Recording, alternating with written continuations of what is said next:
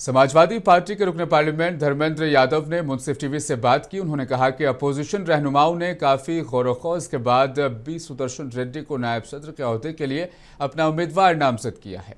उन्होंने हुक्मरान party back foot पर है, ये भी कहा। हमारे साथ में धर्मेंद्र यादव जी मौजूद है, सपा सांसद। सर, आज उपराष्ट्रपति का विपक्ष की तरफ से नामों का ऐलान कर दिया गया है। दोनों ही एनडीए की तरफ से भी और विपक्ष की तरफ से वो साउथ इंडियन को उतारा गया है। उसमें क्या है, मैं नहीं समझता इसमें नॉर्थ साउथ का कोई मुद्दा है। पूरे देश के वाइस प्रेसिडेंट होने हैं।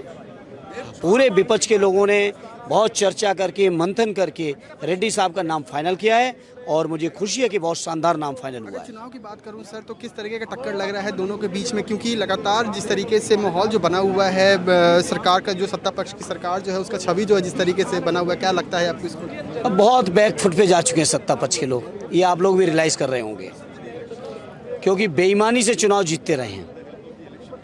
हमें यकीन है कि रेड्डी साहब आने वाले 9 सितंबर को देश के उपराष्ट्रपति होंगे। अगर आइडियोलॉजी की बात करूं तो क्या लगता है सर उनके किस हम तरीके लोग का लोकतंत्र बचाने के लिए, संविधान बचाने के लिए, बेईमानी रोकने के लिए, जितने भी लोकतंत्र की परंपराएं उनको बचाने के लिए लड़ाई लड़ने जा रहे हैं। वीडियो जर्नलिस्ट बलवंत के साथ अभिषेक आनंद, मुंसिफ टीवी, दिल्ली।